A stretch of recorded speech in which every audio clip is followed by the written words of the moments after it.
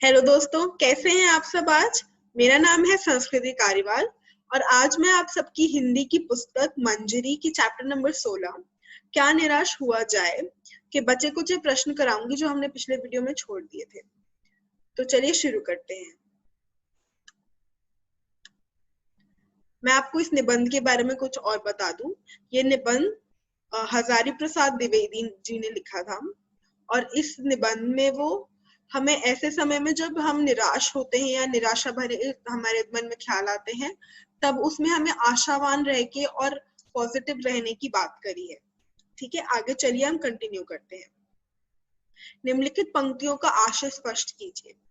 ईमानदारी को मूर्खता का पर्याय समझा जाने लगा है। सच्चाई केवल भीरू और बेबस लोगों के हिस्से पड़ी है। तो इसमें हम क्या बताया गया है कि ईमानदारी को मूर्खता का पर्याय समझ ले, मतलब लोग आजकल ऐसा समझा जाता है कि जो ईमानदार है वो तो मूर्खता कर रहा है, क्योंकि ईमानदार तो कौन होता है आजकल। और सच्चाई केवल जो ईमान मतलब बेबस लोग हैं और भीरू लोग हैं उनके पल्ले पड़ी हुई है, उनके हिस्से की है।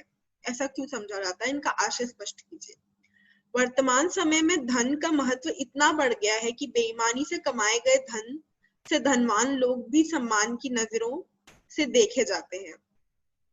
आज के समय में पैसा बोलता है, जो कहते हैं ना, वो बात हो जाती है कि जो जिसने बेईमानी से धन कमाया है उसका धन को भी लोग ऐसे बहुत सम्मान की नजरों से देखते हैं। समाज में उनकी खूब प्रतिष्ठा है। फलतः लोग चालाकी से बेईमानी से धन कमाने में लग गए हैं। जो ईमानदार बने रहने की कोशिश करता है समाज उसे मूर्ख समझती है, क्योंकि उसके पास धन का अभाव होता है। ये याद रखिएगा दोस्तों, ईमानदारी का जो रास्ता होता है हमेशा वो बहुत कठिन होता है, उस पर जल्दी से सफलता प्राप्त नहीं होती। पर ये एक कंफर्मेशन होता है कि सफलता प्राप्त जरूर होगी, पर वो बहुत ही कठिन रास्ता होता है, मुश्किल रास्ता होता है। तो आजकल लोग ऐसे समझते हैं कि जो ईमानदार है, जो कोशिश प्रयत्न करते हैं, वो बेवकूफी का काम करते हैं, क्योंकि उनको जल्दी से तुरंत धन नहीं मिलता। जैसे मैंने बताया, बहुत कठिन रास्ता होता है ईमानदारी का, तो उनके पास धन का अभाव है और ये कुछ कर नहीं सकते। सच्चाई का पालन करने वाले वास्तव में बेबस लोग ही हैं, यानी जो गलत कार्य करने से डरते हैं या जिनके पास गलत तरीके से धन कमाने का कोई रास्ता नहीं है, वही सच्चे और ईमानदार बने हुए हैं। पर अब ये बात भी है कि वो बेबस ही है सच में, क्योंकि वो कोई मतलब डरते हैं कि वो गलत काम करेंगे तो वो पुलिस की नजरों में आ जाएंगे या पकड़े जाएंगे, और इसलिए उनके पास कोई रास्ता नहीं है और वो ईमानदार मजबूरन बने हुए हैं।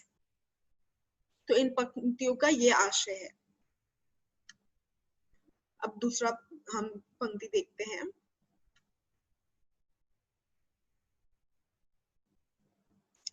केवल उन्हीं बातों का हिसाब रखो जिनमें धोखा खाया है तो जीवन कष्टकर हो जाएगा।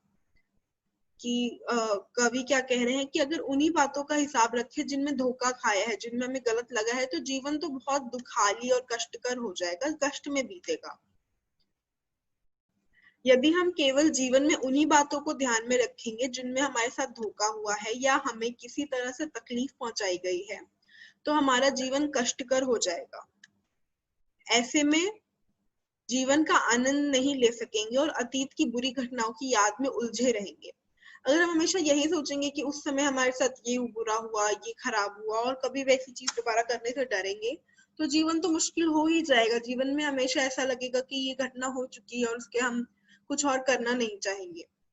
आशय यह है कि हमें नकारात्मक घटनाओं पर अपना ध्यान केंद्रित नहीं करना चाहिए, बल्कि जीवन में घटने वाली सकारात्मक घटनाओं से आशा निवित होना चाहिए, आशावित होना चाहिए। तो हमेशा यही हमें सोचना चाहिए कि जो बुरी चीज हो गई वो हो गई, इस पे ज्यादा समय खोटी ना करके या व्यस्त ना करके सकारात्मक जो पॉजिटिव चीजें होने वाली हैं उन पे आशा ज्यादा कायम करके रखनी चाहिए। इसमें क्या कहा गया है, भूख की उपेक्षा नहीं की जा सकती, बीमार के लिए दवा की उपेक्षा नहीं की जा सकती। तो इन पंक्तियों का मतलब समझते हैं। हमारे देश में वैसे तो भौतिक वस्तुओं की संग्रह और लोभ मोह क्रोध जैसी विकारों को महत्व नहीं दिया गया है, परंतु यदि कोई व्यक्ति भूखा है तो उसे अपने लिए भोजन जुटाने का उपाय करना ही पड़ेगा। वैसे तो हम यहाँ पे जो भौतिक यहाँ पे संग्राम में लोग को इतना वजन या उनके विचारों पे इतना महत्व नहीं दिया गया, पर कोई भूखा है तो उसको अपने खाने का इंतजाम करना ही पड़ेगा। वैसे ही यदि कोई व्यक्ति बीमार है तो वह बीमारी की उपेक्षा नहीं कर सकता, उसे दवा हर हाल में चाहिए। वो ये नहीं कह सकता कि बीमारी है चली जाएगी, या उसके बारे में बिल्कुल दुखी रहे, क्योंकि वो बीमारी है तो उसको दवा चाहिए ही चाहिए। ठीक इसी प्रकार यदि समाज में या देश में कोई व्यक्ति गलत काम करने लगा है, कानून का उल्लंघन कर मनमानी करने लगा है, अपराध में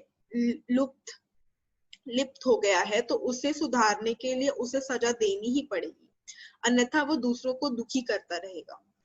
तो ये कहने का मतलब है कि जो बीमार है उसको दवा लेनी है, जो भूखा है उसको अपनी भूख मिटाने के लिए कुछ खाना ही पड़ेगा। वैसे ही जो अपराधी हैं उनको मिटाने के लिए सरकार को और मतलब समाज की भलाई के लिए सजा देनी ही पड़ेगी, वरना वो दूसरों को परेशान करेगा और किसी के लिए अच्छा नहीं होगा।